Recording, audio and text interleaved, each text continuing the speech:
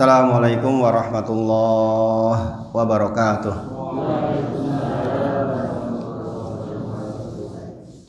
Innal hamdalillah nahmaduhu wa nasta'inuhu wa nastaghfiruh wa na'udzu billahi min syururi anfusina wa min sayyiati a'malina may yahdihillahu fala mudhilla lahu wa may yudlilhu fala hadiyalah.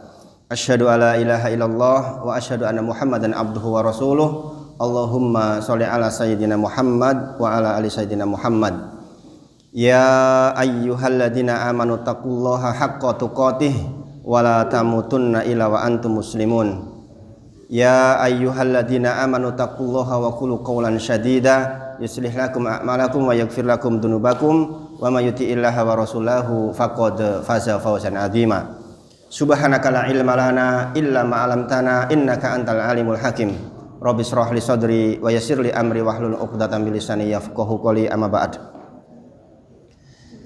Sepindah kita bersyukur kepada Allah kanthi wawasan alhamdulillahirabbil alamin atas seluruh nikmat yang Allah titipkan kepada kita. Semoga kita memohon kepada Allah agar setiap nikmat yang Allah titipkan kepada kita Allah izinkan kepada kita dengan taufiknya menjadi sarana kita untuk bertaat kepada Allah. Sungguh dikatakan merugi seseorang ketika dia diberi nikmat tetapi nikmatnya tidak mengubah dia menjadi ketaatan kepada Allah. Maka sepindah mali kita mohon sama Allah agar pandangan mata kita, setiap nafas kita, kesehatan kita semuanya untuk taat kepada Allah Subhanahu wa taala. Shalawat dan salam kita sampaikan kepada Nabi besar Muhammad sallallahu alaihi wasallam. Sebagaimana Rasulullah sampaikan kepada kita semua, sesiapapun yang bersolawat kepada Nabi Muhammad sallallahu alaihi wasallam 10 kali di pagi hari dan 10 kali di sore hari, niscaya dia termasuk orang-orang yang mendapatkan, insya Allah mendapatkan syafaat di yaumil akhir kelak, insya Allah. Bapak Ibu sedaya, sudah jam 8:04, kita lajeng mawon nggih insya Allah. Mudah-mudahan 1 jam kita bisa memanfaatkan waktu sebaik mungkin. Riyin lebih gasik riyin. Jadi jam 9 sudah selesai. Nanti kita mengusahakan supaya 1 jam materi sudah bisa diselesaikan. Sayang karena 35 hari sekali nggih, cukup lama. Saya biasanya mengajarkan kitab ini hampir seminggu sekali paling lama. Ini 35 hari sekali. Tetapi tidak apa-apa, insya Allah mudah-mudahan kita bisa memanfaatkan sebaik mungkin insya Allah. Kita mengulang dulu yang kita bahas bulan lalu. Ini metode belajar kita nggih. Sepindah mali DKM Dewan Kemakmuran Masjid, Takmir Masjid mengharapkan kita bukan hanya ngaji tetapi belajar. Ya, maka saya masih ingat betul pesannya, maka kita seperti orang sekolah, ya, apalagi ini masjid dekat kampus, masjid kampus bahkan nggih. Jadi kebiasaan untuk ngaji dengan belajar itu lebih diutamakan. Dan kajian yang pembelajaran itu harus dengan kitab, sehingga tidak loncat-loncat. Kitab yang kita bahas, kita ketahui bersama Al-Usul Ats-Tsalatsah wa Adillatuha, 3 landasan pokok dan dalil-dalilnya. Ini bagian terpenting di dalam kita membahas akidah. Dalam Islam ada akidah, ada fikih, ada macam-macam nggih. Yang kita pelajari adalah bab tentang akidah yang terpenting dari agama kita. Teks kelingan boten yang sebulan yang lalu. Nanti insya Allah panitia saya tinggali 1 buku untuk dikopikan untuk seluruh jamaah. Yang sekarang ada hanya beberapa lembar, 3-4 lembar saja. Nanti mudah-mudahan bulan depan sudah bisa megang masing-masing dan membawa alat tulis untuk sorogan. Sorogan itu jangan ngartikan matanya di bawah tulisan. Makanya saya kopikan yang besar supaya jenengan mudah membacanya nggih. Sebenarnya ada yang terjemah, tapi kalau belajar terjemah nanti jenengan nggak akan nempel.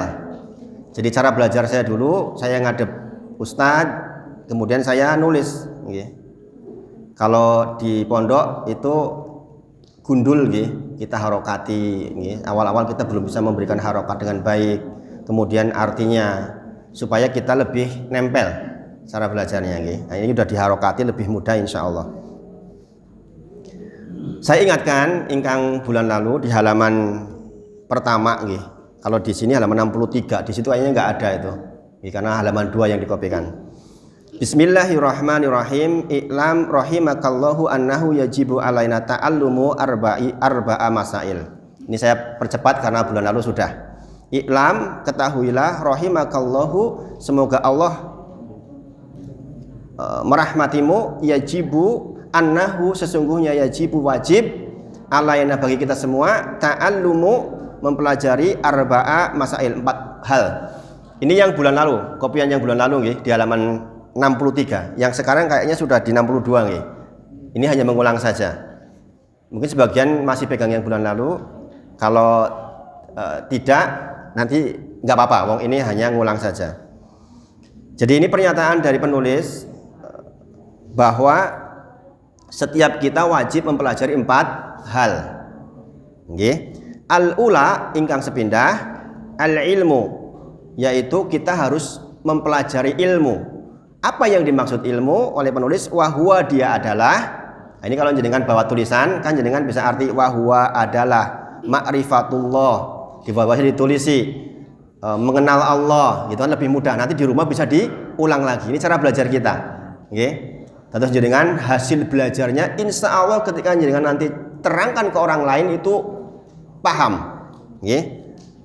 Wahwa, dia adalah ma'rifatullah, yaitu mengenal Allah, wa ma'rifatu nabiyhi, mengenal nabi kita, dan wa ma'rifatu dinil Islam, mengenal agama Islam, bil adilah, dengan dalil-dalilnya. Terus nanti jenengan lulus dari kitab ini, jenengan ketika ditanya Islam niku napa, dengan paham dengan dalil-dalilnya. Mboten namung Islam ki yo sembayang, Islam ki yo ndonga, bukan seperti itu. Nggih. Kemudian atsaniyah, yang kedua, al-amalu bihi, yaitu ilmu yang sudah kita pelajari diamalkan, wajib nggih buat kita. Kemudian ats-tsalisah, yang ketiga, ad-da'watu ilaihi, yaitu mendakwahkan ke orang lain. Jenengan belajar sesuatu tata cara sholat misalnya, kemudian jenengan merasakan, jenengan laksanakan, kemudian didakwahkan ke orang lain. Nggih.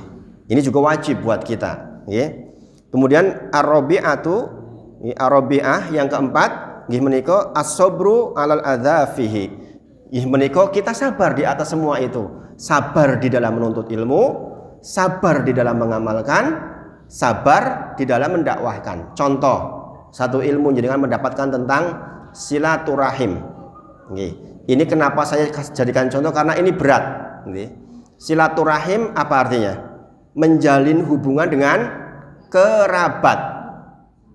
Kalau jenengan bertemu dengan alumni perguruan tinggi, alumni SMA, itu bukan kategori silaturahmi sebenarnya. Bukan silaturahim. Rahim itu yang satu nasab. Nasab itu kapan? Kita ke atas sampai 5. Bin itu satu nasab kita. Kadang-kadang kita lebih mengutamakan bertemu dengan, kalau dalam bahasa Arabnya istilahnya ziarah. Ziarah itu bertemu dengan kawan. Kalau silaturahmi itu bertemu dengan kerabat. Yang dimaksud, jikalau kita ingin panjang umur dan dilapangkan rezeki, maka silaturahim maksudnya ini, jenengan menjalin hubungan dengan kerabat. Maka alangkah ruginya orang yang bisa menjalin hubungan dengan orang lain sedemikian banyak, tapi dengan kerabatnya tidak. Karena yang diancamkan oleh Allah tidak bisa masuk surga, diantaranya bau surga saja nggak dapat, itu yang memutus silaturahim. Dan di antara silaturahim terbaik adalah dengan harta kita. Ada saudara kita yang susah, segera nggak diminta pun kita tolong. Ini sabar di dalam melaksanakan. Ini nggak mudah kan? Kadang-kadang kita malah bertengkar, ngapunten, dengan saudara. Sebagian bahkan ada yang bertengkar dengan orang tuanya. Na'udzubillahi min dzalik. Ini yang dimaksud di atsaniyah yang kedua, al-amalu bihi. Setelah ilmu kita dapat, kita mengamalkan. Dibutuhkan kesabaran. Kemudian penulis menyampaikan dalilnya, wa dalilu qaulu ta'ala, kebiasaan kita beragama menghadirkan dalil. Niki penting nggih, supados tentrem. Apa to dalile? Kalau zaman dulu waktu saya kecil ngaji, rasa takon-takon dalil tok ruwet temen gitu. Nah, sekarang sudah ada kemajuan zaman gitu. Orang semuanya sudah bisa membuka ilmu. Maka menyampaikan dalil itu penting. Minimal tahu, tidak harus hafal. Penulis mengatakan 4 hal ini menjadi wajib. Kata beliau, wa dalilu qaulu ta'ala, dalilnya adalah Allah berfirman, Bismillahirrahmanirrahim. Wal ashr. Innal insana lafi khusr. Sudah hafal semua nggih? Dalilnya adalah demi masa. Sesungguhnya manusia di dalam khusr.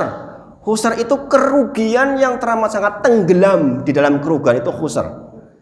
Jadi asalnya manusia itu di dalam kerugian. Siapa yang tidak rugi? Illal ladzina amanu. Nggih menika tiyang-tiyang ingkang beriman.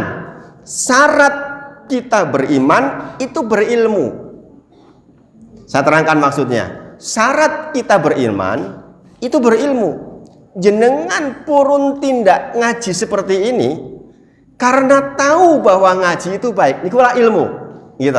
Kalau jenengan nggak punya ilmu, ngapain ngaji gitu kan?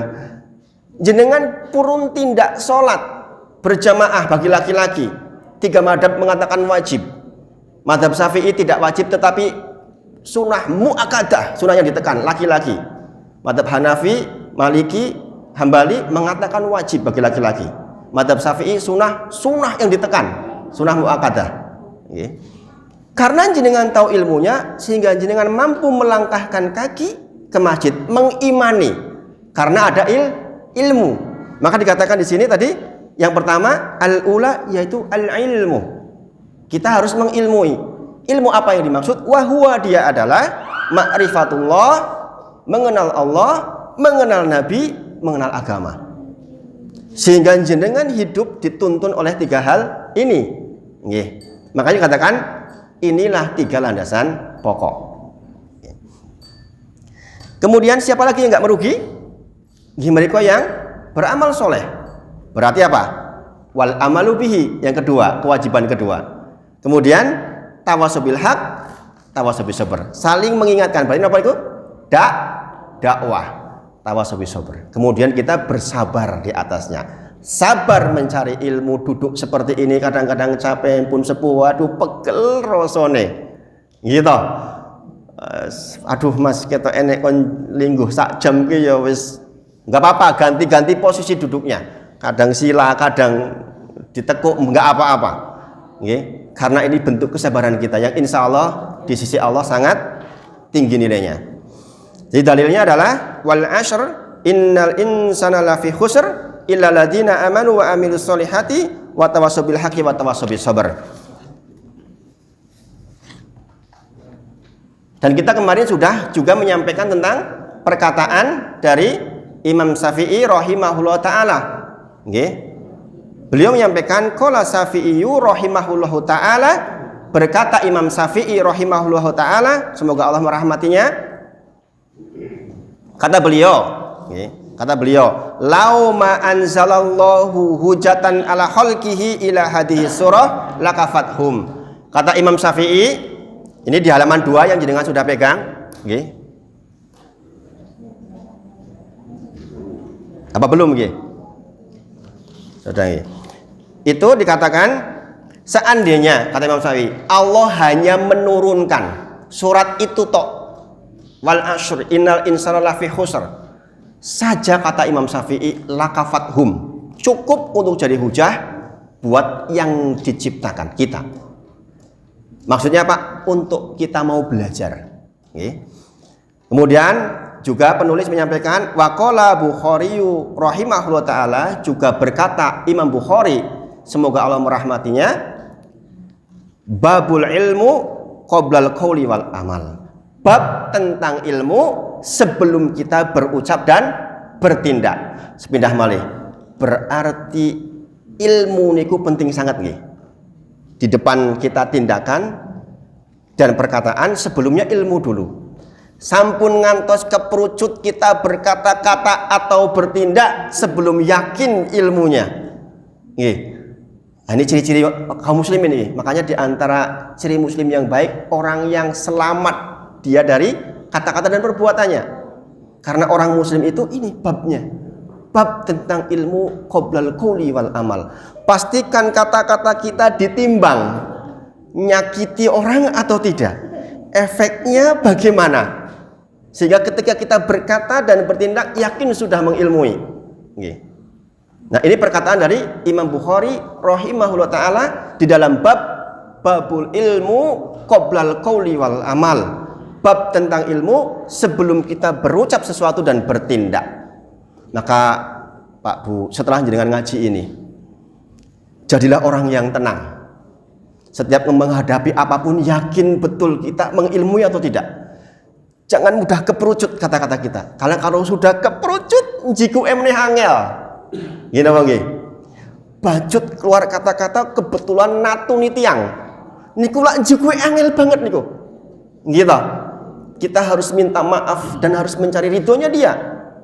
Maka sebelum kita keluar pastikan ditimbang. Nah, ini bab tentang ilmu sebelum kita bertindak dan berbuat. Dan ini juga ada dalilnya. Inilah belajar agami yang sebaiknya setiap kita menyampaikan sesuatu kalau bisa ada dasar dari dalilnya. Dalilnya gimana kok? Di dalam surah Muhammad ayat 19. Allah berfirman di baris berikutnya, fa'lam, ketahuilah, annahu, sesungguhnya, la ilaha illallahu wastaghfir li dzambik. Kata Allah, sesungguhnya aku tuh zat yang harus disembah. Kemudian setelah itu, wastaghfir li dzambik. Setelah kita tahu bahwa Allah satu-satunya yang kita sembah, baru wastaghfir li dzambik. Baru kita beristighfar. Istighfar ini apa? Ucapan dan perbuatan. Makanya di sini katakan sakdurunge kita istighfar itu kita tahu kita minta istighfar sama siapa maksudnya ini. Allah mengenalkan diri dulu. Fa'lam, ketahuilah saya itu Allah, zat yang harus diibadahi dengan benar. Baru setelah itu kita minta ampun, astaghfirullah wa atubu ilaih. Yang kita bahas bulan lalu insya Allah mudah-mudahan teksih kelingan.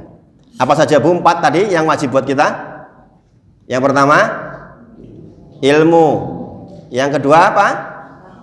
Mengamalkannya. Yang ketiga mendakwahkannya. Yang keempat sabar. Saya biasanya kalau ngisi ibu-ibu yang diminta babnya bab sabar ini. Mana nanti kalau pengajian khusus pengajian akbar kita bahas bab sabar. Karena itu kebutuhan kita bersama. Nanti kita bahas bulan lalu insya Allah mudah-mudahan saged di eling-eling, dan mudah-mudahan Allah izinkan dan berikan taufik kepada panjenengan semua yang hadir. Saya berdoa kepada Allah mudah-mudahan termasuk orang-orang yang saged mengamalkan sehingga hasil kajian kita betul-betul dirahmati oleh Allah dan memberi efek kepada keluarga kita. Jadi dengan kontur dari ngaji harus ada perubahan, bahwa hasil ngajinya itu ya berubah kepada akhlak yang baik insya Allah. Karena ada sabarnya. Kita lanjutkan, masih di halaman yang sama. I'lam rahimakallahu annahu yajibu ala kulli muslimin wa muslimatin. Nah ini kalau model sorogan itu berarti kita artikan satu persatu Pak.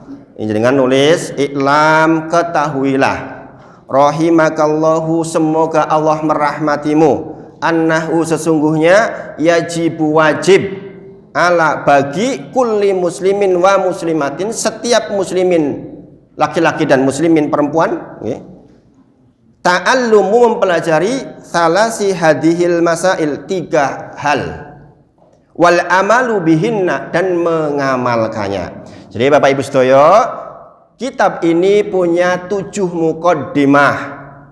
Muqaddimah yang 4 sudah kita bahas, yang barusan saya tanyakan ke jenengan tadi, yaitu ilmu, mengamalkan, mendakwahkan, kemudian sabar. Nah kita tambah lagi di muqaddimah yang kedua, kata penulisnya iklam. Iklam itu berarti perintah untuk kita belajar.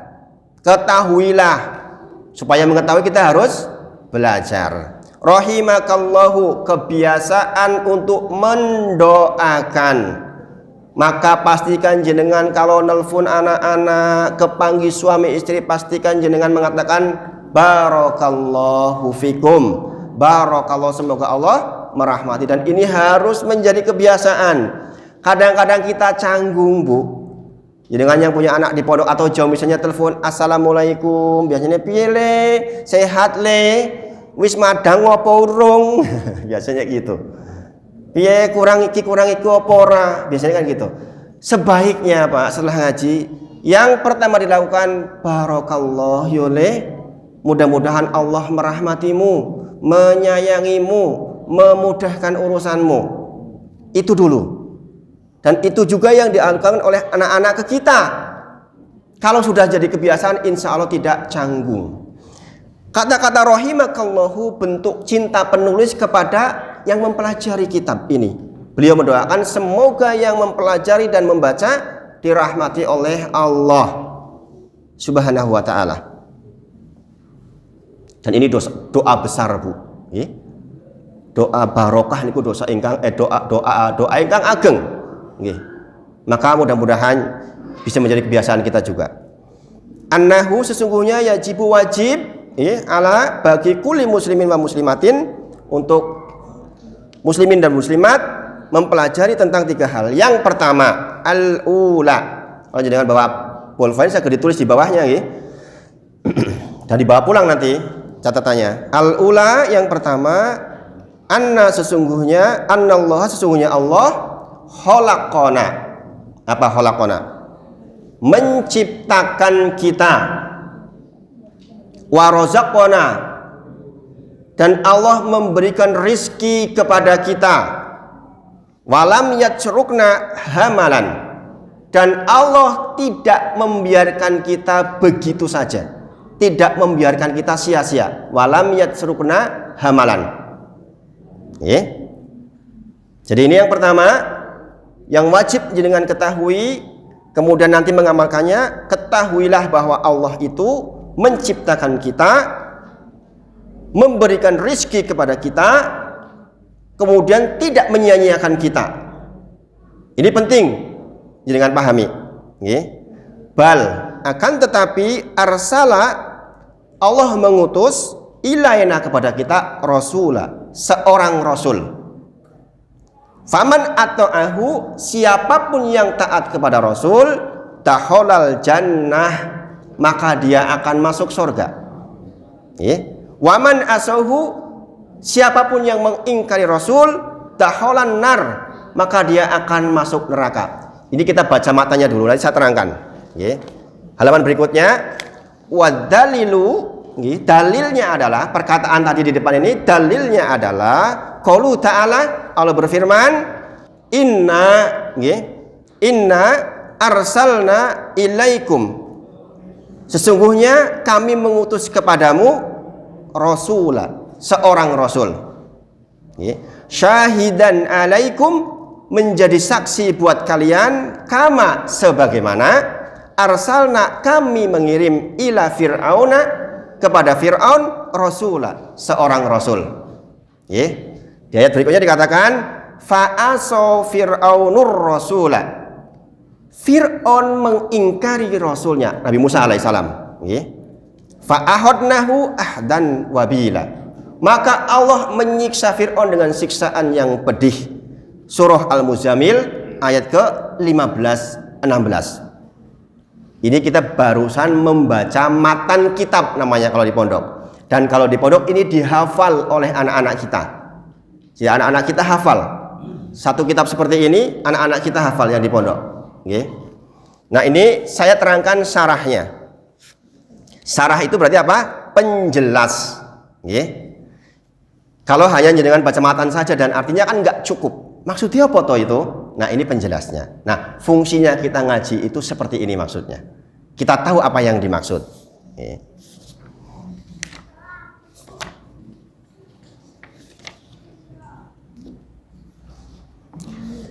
Jadi di keterangan awal tadi, i'lam rahimakallahu annahu yajibu ala kulli muslimin wa muslimatin ta'allumu salasi hadhil masail.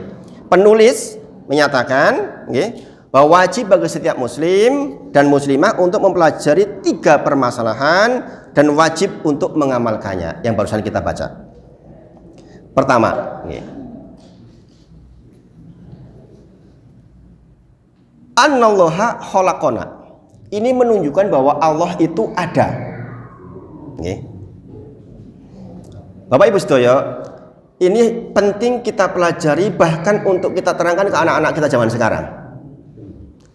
Hidup kita sekarang berbeda dengan zaman dulu.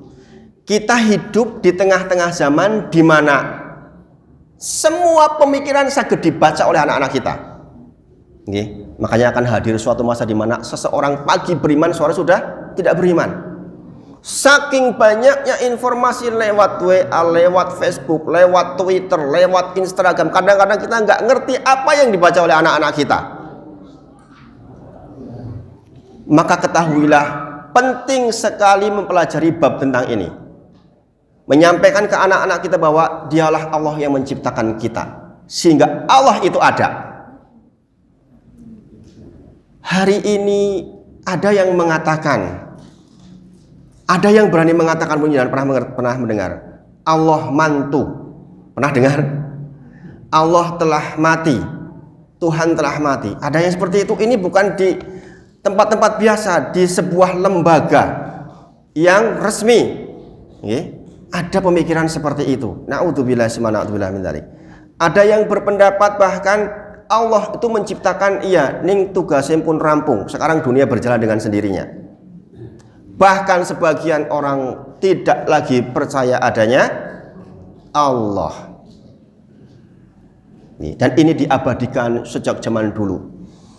Di antaranya ketika Imam Abu Hanifah rahimahullah ta'ala, semoga Allah merahmatinya, beliau berdiskusi dengan orang-orang yang tidak percaya adanya Tuhan.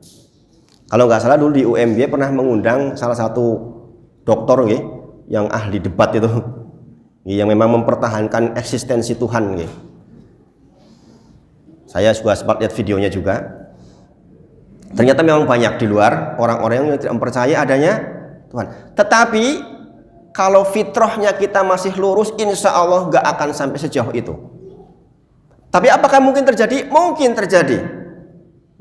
Di keturunan kita harus jagain betul.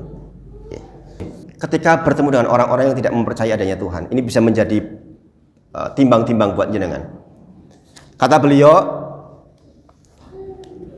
bagaimana pendapatmu jikalau ada sebuah kapal besar di sebuah pelabuhan, kemudian dinaikkan barang-barang sampai penuh, kemudian dia berlayar kapal itu, tenang pertama di pinggir laut, tiba-tiba sampai tengah lautan ombak besar terombang-ambing. Tapi kemudian kapal itu tetap jalan menuju ke sebuah tempat yang dituju tanpa nahkoda. Kemudian turun barang-barangnya teratur, kinten-kinten. Itu pernyataan yang masuk akal napa mboten? Masuk akal mboten? Ada sebuah kapal, barangnya naik sendiri, kemudian berlayar, kena ombang-ambing, tetap sesuai tujuannya, sampai ke sana barang turun. Kira-kira kalau nggak ada nahkodanya, mungkin tidak?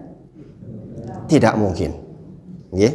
Maka orang ini pun mengatakan, tidak mungkin wahai Syekh, wahai Abu Hanifah, nggak mungkin, masa seperti itu. Maka dia mengatakan, demikianlah, subhanallah, engkau mengingkari bahwa kapal saja yang seperti itu, kalau nggak ada nahkodanya, maka nggak mungkin akan sampai dan terjadi seperti itu. Apalagi ini dunia, ada langit, ada bumi, ada macam-macam, ada lautan. Bagaimana mungkin itu berjalan dengan sendirinya tanpa ada yang mengatur? Siapa yang mengatur? Dialah pencipta kita, Allah Subhanahu wa ta'ala. Maka ada keguyon begini, orang ateis itu, orang yang tidak percaya ada Tuhan itu, sesungguhnya mereka fitrahnya tetap percaya ada Tuhan. Buktinya ketika terjadi gempa dia juga mengatakan Allahu Akbar, Allahu Akbar, subhanallah, subhanallah. Begitu enggak? Sing orang dia agama tetap mengatakan my God gitu. Gitu. Artinya hati kecilnya dia juga butuh adanya Tuhan. Artinya memang fitrah. Maka dikatakan di sini khalaqana. Dialah Allah yang menciptakan kita. Ada zat yang menciptakan kita. Sangat dipahami sampai di sini nggih? Bagian ini penting. Dan bukti paling mudah, bukankah jenengan sering punya persoalan kemudian jenengan menengadahkan tangan, ya Allah, kemudian jenengan dikasih solusi? Pernah ada yang merasakan seperti itu? Ada yang merasa doanya dikabul, ada tidak? Ada nggih?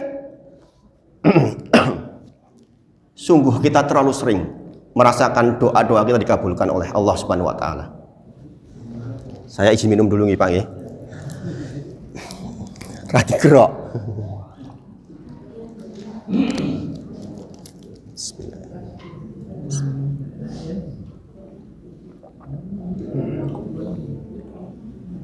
Jadi, bismillah mali, annallaha khalaqana. Allah yang menciptakan kita.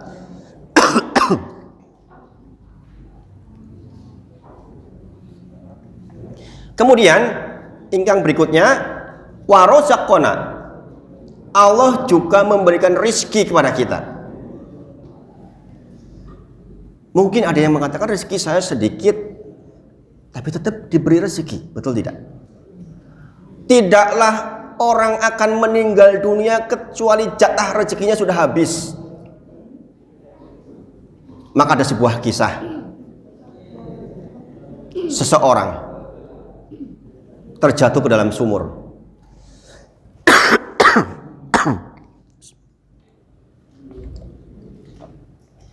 Maka kemudian ditolonglah orang itu, dikeluarkan dari sumur. Oleh orang-orang dikeluarkan. Setelah keluar dari sumur masih hidup, masih segar. Kemudian salah seorang yang menolong itu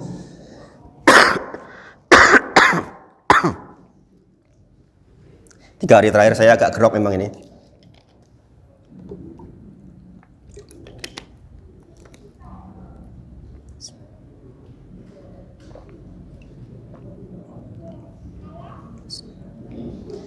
Kemudian salah seorang bertanya, "Piye to maulah kok kowe iso mlebu nyang sumur?" Maka kemudian dia menceritakan, begini sambil mempraktekkan. Ketika praktek dia terjatuh lagi ke dalam sumur. Saking bagusnya menerangkannya. Begini loh, niki mau kok melayu ini kemudian jebur. Terjatuh lagi dia. Sebelum dia terjatuh, orang kasih minum ke dia susu. Biasa orang kalau habis tenggelam atau habis kan diparingi minuman gitu. Dia sampai harus ke atas untuk mengambil rezekinya dia satu gelas susu, baru kemudian dia terjatuh dan meninggal. Artinya apa? Kalau rezekinya masih itu nggak akan mati. Jadi yakinlah jenengan sepanjang masih hidup berarti masih ada jatah rezekinya. Dan lebih dari itu Allah menyiapkan seluruhnya. Allah menundukkan hewan-hewan buat kita. Sapi coba segede itu manut sama kita. Dituntun gelem gimana? Gajah sebesar itu mau ditundukkan dengan kita. Lautan bahtera yang sedemikian besar ditundukkan untuk manusia. Betapa Allah sudah menyediakan sarana rezeki buat manusia itu sedemikian dahsyatnya. Terlebih lagi yang nempel di diri kita. Rezeki dalam bentuk bisa melihat, bisa berbicara, bisa menghirup udara, Masya Allah. Ini seringkali rezeki yang kadang-kadang kita tidak sadar. Sadarnya kalau sudah sakit. Sudah sakit baru, waduh penak banget sebule yo iso nonton ketika matanya sakit. Jenengan saged tidur dengan tentrem kalau sehat. Kalau nggak sehat, kadang-kadang kita lupa dengan rezeki yang seperti ini. Maka dikatakan annallaha khalaqana wa razaqana wa lam yajrukna hamalan, dan Allah tidak membiarkan kita sia-sia. Bal akan tetapi arsala ilaina rasulan, Allah mengirim kita seorang rasul. Barang siapa yang mentaatinya maka akan masuk surga, dan barang siapa yang mengingkarinya akan masuk neraka.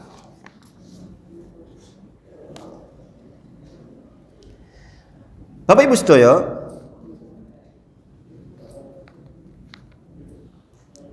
Allah mensifati orang-orang yang yakin adanya Allah, yang selalu mengingat Allah dengan orang yang cerdas.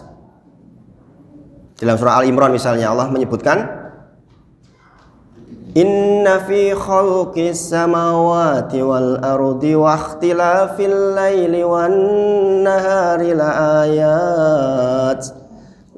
ayatin li ulil albab alladzina yadhkuruna Allaha qiyaman wa qu'udan wa ala junubihim wa yatafakkarun. Itu cerita tentang apa sih? Ya kan? Di antara kebesaran Allah, tanda-tanda Allah adalah pergantian siang dan malam. Bagi siapa? Bagi siapa itu? Bagi orang yang ulil albab, bagi orang yang berpikir, yaitu orang yang mengingat Allah dalam kondisi dia berbaring, duduk, berdiri, dia ingat Allah. Rabbana ma khalaqta hadza batila. Allah tidak menciptakan ini dengan sia-sia. Maka walam yatrukna hamalan. Allah enggak menyia-nyiakan. Bagaimana mungkin jenengan diciptakan dari tidak ada, kemudian menjadi ada, detail, bisa melihat, bisa menghirup, kemudian hanya tujuannya itu saja? Ini keliru. Maka dikatakan bahwa orang yang cerdas adalah orang yang bisa memahami hal-hal seperti ini. Di dalam surah Al-Mu'minun misalnya dikatakan, maka apakah kamu mengira bahwa sesungguhnya kami menciptakan kamu dengan sia-sia? Tidak, Allah tidak menciptakan kita dengan sia-sia.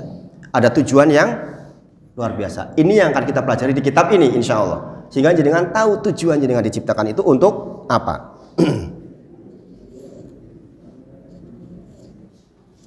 Kemudian Allah mengutus kepada kita seorang Rasul, artinya tidak mentelantarkan kita. Kebutuhan kita terhadap kedatangan Rasul itu sangat-sangat butuh. Sebab apa? Sebab Rasulullah itu yang membawa misi, membawa risalah, sehingga kita di dunia ini hidupnya sesuai dengan tujuan penciptaannya. Maka di antara tugasnya Rasulullah adalah, para ulama menyebutkan ada 3 setidaknya. Yang pertama, mengenalkan nama-nama dan sifat-sifat Allah. Jikalau jenengan lagi mendapatkan kesusahan, kita menyebut ya Fattah misalnya. Jenengan meminta rezeki ya Razzaq. Rasulullah menyampaikan itu kepada kita. Kemudian yang kedua, menjelaskan apa-apa yang dilarang oleh Allah untuk kita tinggalkan. Tugas Rasulullah. Kemudian menyampaikan nopo-nopo ingkang diperintahkan untuk dijalankan. Dan yang ketiga, mengingatkan akan adanya hari pembalasan. Tentu saja berbeda antara ketika kita hidup tidak yakin bahwa akan dibangkitkan. Mungkin jenengan akan berbuat baik saja mikir untuk apa? Wong yo ora dibales. Gitu? Maka Rasulullah membawa misi ini. Maka semidah mali, sesungguhnya kebutuhan kita terhadap datangnya seorang Rasul itu adalah kebutuhan primer. Karena apa? Bayangkan Pak, sekian banyak jumlah orang mengurus peraturan. Kita tahu di DPR MPR misalnya, ngurus satu peraturan saja kadang-kadang harus lama. Kemudian di demo lagi, ganti lagi. Ini mengajukan ini, macam-macam. Maka sesungguhnya Rasulullah sudah memberikan aturan-aturan yang sangat baik yang bisa kita ikuti. Artinya apa? Dunia ini tidak mungkin bisa teratur kalau tidak didatangkan seorang Rasul dengan misi yang 3 tadi.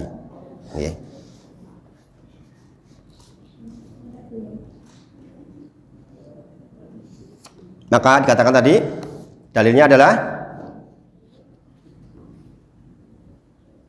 sampai di sini saya dipahami buatan? Saya dipahami nggih? Anallaha khalaqana wa razaqana wa lam yatrukna hamalan. Saya dipahami nggih?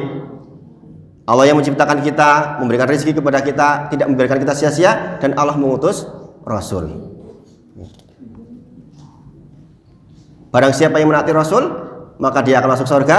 Barang siapa yang mengingkari Rasulullah, maka dia akan masuk neraka. Dalilnya adalah apa tadi? Inna arsalna ilaikum rasulan syahidan alaikum kama arsalna ila fir'auna rasulan. Kemudian dicontohkan Fir'aun mengingkari Rasul dan Fir'aun mendapatkan akhdan wabila. Akhdan wabila artinya siksa yang pedih. Sebagai peringatan buat kita. Apa siksa buat Fir'aun? Fir'aun mendapatkan akhdan wabila yang pedih banget di 3 keadaan. Di dunia dia ditenggelamkan, dikubur di alam kubur meskipun jasadnya masih ada. Alam kubur itu bukan kuburan. Itu dikabarkan kepada kita bahwa dia sudah dipaparkan panasnya api neraka setiap pagi dan petang. Dan nanti di akhirat dia dimasukkan ke neraka yang sedemikian dahsyat siksanya. Atas alasan apa? Atas alasan wa'aso fir'aunur rasulah.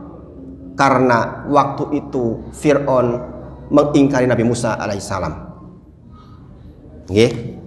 Jadi sampai di sini kita pahami bahwa setiap kaum itu sudah diutus Rasul. Walaqad ba'asna fi kulli ummatin rasulan an ibudullah wajtanibut taghut. Sesungguhnya pada setiap kaum itu sudah diutus Rasul. Agar tugasnya apa? Agar orang-orang menyembah Allah dan menjauhi sesembahan selain Allah. Jadi semua Rasul itu tugas utamanya. Nanti di bab berikutnya kita akan belajar tentang itulah tujuan kita diciptakan. Setelah kita mempelajari mukadimah, mudah-mudahan cukup waktunya.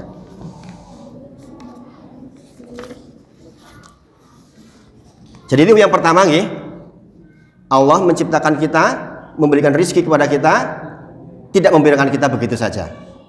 Dengan cara bagaimana? Dengan cara Allah mengutus Rasul yang membawa 3 hal. Mengingatkan tentang sifat-sifat Allah, sehingga kita sedih, kita ingat Allah, kita senang, kita ingat Allah, dan Allah punya sifat-sifat itu. Kemudian menyampaikan apa yang dilarang untuk ditinggalkan, menyampaikan apa yang diperintahkan untuk dilakukan, kemudian mengingatkan bahwa akan ada hari pembalasan, sehingga kita tidak semena-mena di dalam kehidupan. Asaniyah yang kedua, annallaha, sesungguhnya Allah itu la yardha, tidak ridho. Jadi bisa tulis di bawahnya an yusroka ma'ahu ahadun fi ibadatihi. Sesungguhnya Allah tidak ridho dipersekutukan bersama dia. Ma'a itu berarti bersama Allah, ma'ahu ahadun fi ibadatihi, dengan apapun di dalam peribadahan. La malakun muqarrabun wala nabiyyun mursalun. Meskipun dia adalah malaikat muqarrabun yang didekatkan, atau nabiyyun mursalun, atau nabi yang diutus. Wa dalilu qaulu ta'ala, apa dalil dari pernyataan ini? Wa dalilu qaulu ta'ala, dalilnya adalah Allah berfirman, wa anal masajida lillahi fala tad'u ma'allahi ahadan. Dan sesungguhnya masjid-masjid itu milik Allah, maka jangan berdoa, beribadah kepada Allah bersama Allah dengan apapun. Surah Al-Jin ayat ke-18. Bapak Ibu sedaya, ini salah satu bagian yang sangat penting yang harus kita perhatikan di dalam mukadimah yang kedua ini. Setelah kita taat kepada Rasulullah, maka ketahuilah Allah tuh enggak ridho disekutukan di dalam peribadahan dengan apapun, walaupun itu malakun muqarrabun dan nabiyyun mursalun. Penulis mendatangkan contoh sing pun pol-polan contoh. Nek kepada malaikat yang diberi hak otoritas saja Allah, kita nggak boleh minta kepada dia bersamaan dengan minta kepada Allah. Kepada nabi yang diutus yang sangat mulia saja kita nggak boleh minta, apalagi yang di bawah itu maksudnya. Sangat dipahami nggih? Sangat dipahami mboten? Apalagi mohon maaf hanya kepada orang soleh, hanya kepada pohon, hanya kepada mayit, hanya kepada selain itu. Nek malaikat yang didekatkan dan nabi yang diutus saja nggak boleh dipersekutukan dengan Allah, apalagi yang selain itu Allah nggak ridho. Sangat dipahami nggih? Jadi misalnya meminta kepada orang soleh yang sudah meninggal nggih, kalau minta doa kepada orang soleh yang masih hidup boleh minta doa. Boleh nggak jangan begini, wahai malaikat pengatur hujan, tolong hujannya di sini sajalah, di Amuklis saja, di sana-sana nggak usah pada hujan, boleh nggak? Minta kepada malaikat boleh nggak? Pengatur hujan loh malaikatnya, nggak boleh. Mintanya kepada siapa? Kepada yang menciptakan malaikat, kepada yang memberi perintah kepada malaikat. Ini maksudnya. Sangat dipahami nggih? Annallaha la yardu, Allah tuh enggak ridho dipersekutukan. Ma'a itu berarti bersama apapun, walaupun itu malaikat yang didekatkan atau nabi yang diutus. Ini dalil yang sangat jelas. Nah, Bapak Ibu sedaya, dan ini salah satu bagian terpenting yang harus sangat kita pahami di dalam agama kita. Dan disinilah banyak orang-orang yang belum paham dan secara tidak sadar dia melakukan hal yang Allah nggak ridho ini. Maka kita belajar bersama. Ketahuilah Bapak Ibu sedaya, syirik atau mensekutukan Allah, menjadikan Allah punya tandingan, itu adalah dosa terbesar. Dosa terbesar. Membunuh itu dosa besar, zina itu dosa besar, dan lain-lain banyak dosa besar. Tetapi kalah dengan besarnya syirik ini. Seseorang yang melakukan kesyirikan dia akan terancam 3 hal. Jadi kan bisa catat. Yang pertama, dia melakukan dosa terbesar, ancaman pertama. Yang dosa itu maka akan mengakibatkan dia kekal di neraka jahanam selama-lamanya. Rasulullah ditanya, ayu dzambi aqdam indallah. Seseorang bertanya kepada Rasulullah, apa dosa terbesar di sisi Allah wahai Rasulullah? Maka Rasulullah menjawab, Rasulullah menjawab, anta ja'alillahi nidan wa huwa khalaqak. Engkau mendatangkan tandingan bagi Allah sementara engkau tahu Allah yang menciptakanmu. Allah itu esa di dalam penciptaan, boten nenten sing tumut membuat jenengan selain Allah. Tidak ada yang ikut-ikutan membuat bumi dan langit selain Allah. Ini mentauhidkan Allah di dalam penciptaan. Maka ketika jenengan melakukan kesyirikan, jenengan sedang melakukan dosa besar yang tidak diampuni oleh Allah. Na'udzubillah min dzalik. Mengapa kok syirik menjadi dosa terbesar? Mengapa? Karena syirik itu mengambil haknya Allah. Kalau mencuri itu masih antar manusia. Jenengan mengambil haknya orang lain. Jenengan mohon maaf, jenengan berzina. Na'udzubillah. Ini dosa besar. Tetapi masih hubungan antar manusia. Tetapi ketika jenengan syirik, jenengan mengambil haknya Allah, yaitu jenengan beribadah kepada Allah. Itulah mengapa jenengan gak diampuni. Satu contoh. Jenengan seorang ibu dan bapak punya anak dari kecil, diurus, disusui, kemudian sekolah SD, SMP dibiayai seluruhnya sampai kemudian terus menjadi besar, jadi dokter yang pintar terkenal. Tiba-tiba ketika dia menjadi dokter, dia mengatakan, Bu, sekarang saya punya ibu baru, ibu kos nemu. Karo jenengan keto yo rakalah. Podo-podo ayune, podo-podo pintere. Yo podo-podo eman karo aku. Kinten-kinten jenengan mangkel mboten. Jenengan yang membiayai, jenengan yang memfasilitasi. Kadang-kadang duduk ngedol tanah barang jadi dokter. Tiba-tiba jadi dokter, dia kaya raya, kemudian dia mengatakan saya punya ibu baru, bapak baru yang gak kalah baik dengan sampean. Mangkal mboten. Mengambil hak bagian yang paling penting dari orang tua setelah orang tua membina sekian waktu. Allah yang menciptakan kita, kita tuh dulu nggak ada. Di dalam surah Al-Insan dikatakan, hal ata 'alal insani hinum minad dahri lam yakun syai'am madhkura. Ingatlah, kata Allah, suatu masa dulu ketika kita belum bisa disebut sebagai syai'an. Syai'an itu sesuatu. Saya 44 tahun umurnya Pak Bu. Berarti 50 tahun yang lalu saya itu nggak ada apa-apa, digawe urung. Dalam bahasa Al-Quran belum bisa disebut sebagai apa-apa. Wong bapak ibu mungkin belum nikah. Kemudian Allah adakan kita, dikasih rezeki, bisa melihat, bisa mendengar. Tiba-tiba kita menyembah kepada selain Allah. Na'udzubillah. Mengapa syirik menjadi doa terbesar yang tidak diampuni oleh Allah? Sangat dipahami. Sekali lagi, membunuh dosa besar, berzina dosa besar, ini itu dosa besar banyak, tetapi tidak sebesar dosa syirik. Sekali seseorang meninggal di dalam kesyirikan, maka dia akan di neraka jahanam selama-lamanya, nggak bisa keluar. Hum fiha khalidun.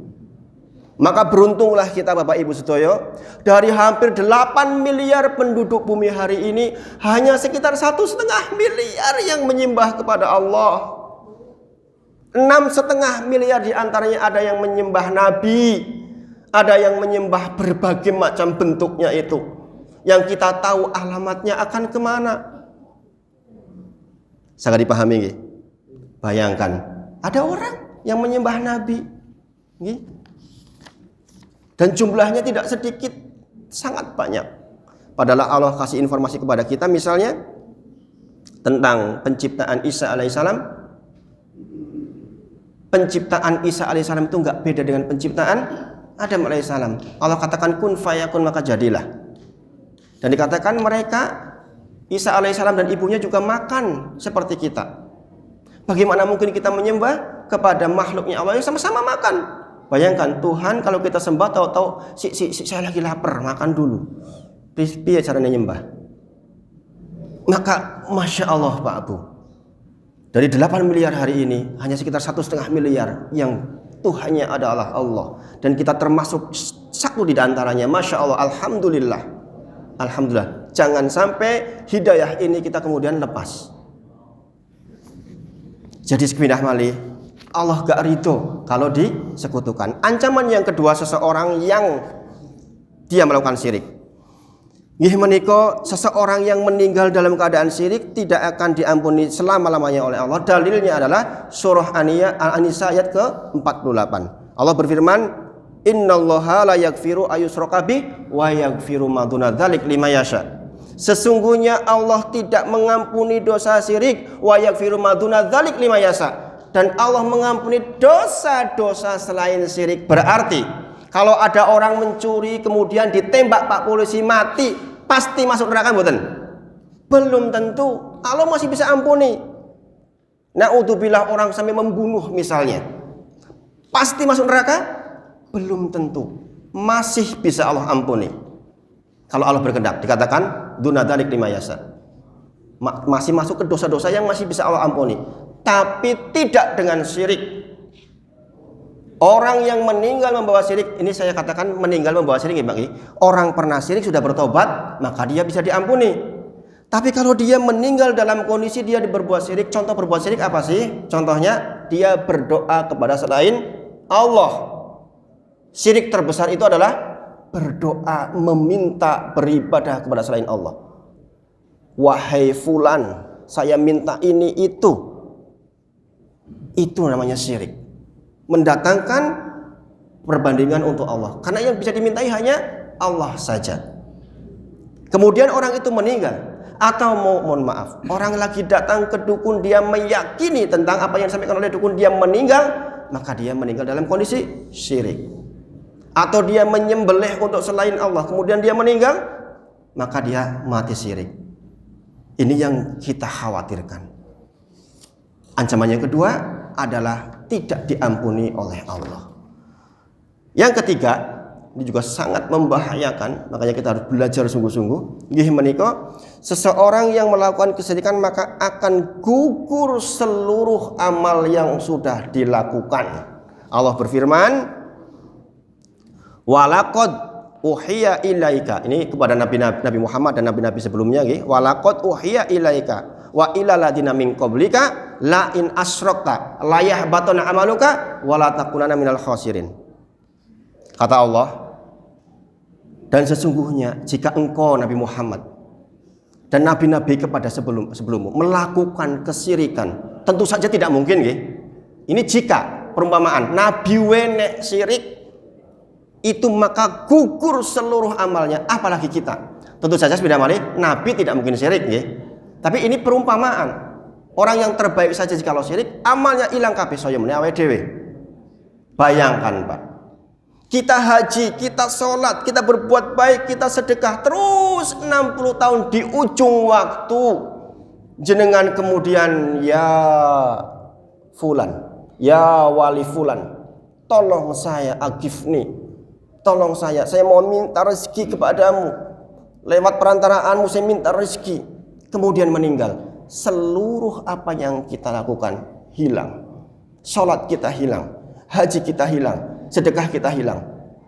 Makanya sekali lagi, annallaha la yardo ayusroka ma'ahu ahadun fi ibadatihi.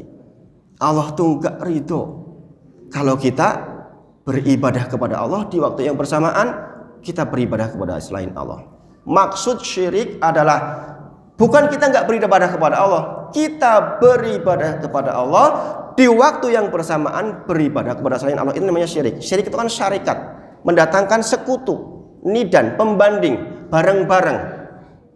Jadi syirik itu bukan tidak menyembah kepada selain, menyembah kepada Allah, tapi juga menyembah kepada selain Allah. Itu definisi syirik, Pak. Bu, jadi aku nggak syirik kok, aku nyembah Gusti Allah kok. Di waktu yang bersamaan dia meminta kepada selain Allah. Dan ini bentuknya sangat banyak. Dipelajari tersendiri di bab tentang syirik. Yang ketiga, kita selesaikan insya Allah. Asaniyah, Anna man atau ar-rasula. Sesungguhnya sesiapapun yang taat kepada Rasul wa wahadallaha dan mentauhidkan Allah, la yajuzu maka tidak diizinkan lahu bagi dia, muwalatu berwala, berloyar, berkasih sayang. Man hadallah kepada orang-orang yang memusuhi Allah wa rasulahu dan rasulnya. Walau karena akroba koribin, walaupun itu adalah keluarga terdekatnya. Jadi bagian yang ketiga ini Pak Bu, konsekuensi dari yang pertama dan kedua. Yang pertama kita katakan kita harus taat kepada Rasul. Yang kedua dikatakan tidak menyekutukan Allah, mentauhidkan Allah. Yang ketiga konsekuensinya, sesiapapun yang sudah taat kepada Allah dan Rasulnya, maka tidak diizinkan buat dia untuk berwala. Berwala itu berkasih sayang, mendukung, saling mencintai kepada orang-orang yang memusuhi Allah dan Rasulnya, walaupun itu adalah keluarga dekatnya. Ini saya terangkan sampai selesai biar gak salah pengertian. Wa dalilu qaulu ta'ala, dalilnya adalah Allah berfirman di bagian bawah, la tajidu tidak akan kau temui kauman suatu kaum yu'minuna billahi yang mengimani Allah wal yaumil akhir dan hari akhir, kemudian yuwadduna man hadallahu wa rasulahu, dia berkasih sayang berbaik-baik dengan orang yang memusuhi Allah dan Rasulnya. Walau kanu, walaupun mereka itu adalah abaahum, bapak-bapak mereka, au abnaahum, atau anak-anak mereka, au ikhwanahum, saudara mereka, au ashiratahum, kerabat mereka. Kemudian lanjutannya, ulaika, mereka itulah kata fi qulubihim, yang sudah ditulis di dalam hatinya al-iman, iman, wa ayadahum biruhim min, dan Allah kokohkan dengan pertolongannya. wa yudkhiluhum, mereka akan dimasukkan jannatin, kepada jannah, tajri min tahtihal anhar, yang di bawahnya mengalir sungai-sungai, khalidina fiha, selama-lamanya, radhiyallahu anhum wa radu'an, Allah ridho kepada dia dan dia ridho kepada Allah. Ulaika hizballah, mereka itulah golongannya Allah. Ala inna hizballahi humul muflihun. Maka golongan Allah, sesungguhnya golongan Allah itulah orang-orang yang beruntung. Surah Al-Mujadalah ayat ke-22. Jadi yang ketiga ini adalah keterangan bahwa seseorang yang sudah taat kepada Allah dan Rasulnya, maka terlarang buat dia untuk berwala, berkasih sayang dengan orang-orang yang memusuhi Allah dan Rasul, walaupun itu orang tuanya. Contoh, Nabi Ibrahim orang tuanya tidak beriman, abaahum orang tuanya, contohnya adalah Nabi Ibrahim alaihissalam. Kemudian abnaahum anaknya, Nabi Nuh Kan'an, kurang apa? Sampai diminta di akhir-akhirnya, ya Allah tolong dia. Maka Allah jawab, sesungguhnya dia bukan golonganmu lagi. Kenapa ini disebutkan? Au ikhwanahum, saudara kita.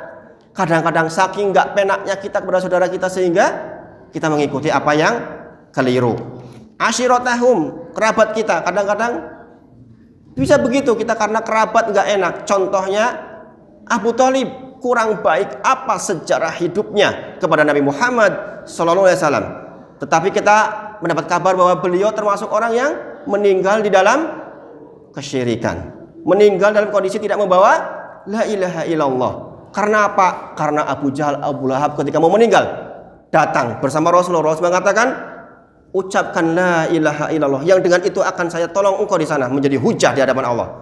Tapi Abu Lahab, Abu Jahal mengatakan, apakah engkau akan meninggalkan agama bapakmu, nenek moyangmu? Maka dia meninggal dalam kondisi tidak mengucapkan la ilaha illallah. Dikabarkan kepada kita, karena baiknya Abu Thalib itu, dia mendapatkan siksa teringan, yaitu mendapatkan asapnya atau asapnya neraka di kakinya, kepalanya mendidih. Itu siksa teringan. Karena mempertahankan hubungan saudara. Sehingga dia mati dalam kondisi kufur. Na'udzubillah min dzalik. Keterangannya Pak Bu tentang bab yang ini.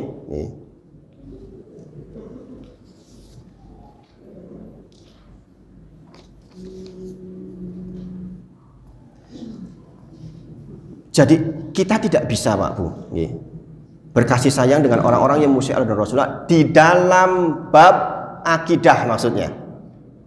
Tetapi di dalam muamalah biasa mawon. Saya tidak sedang mengajarkan kepada jenengan berarti bermusuhan dengan orang tua kita, bukan.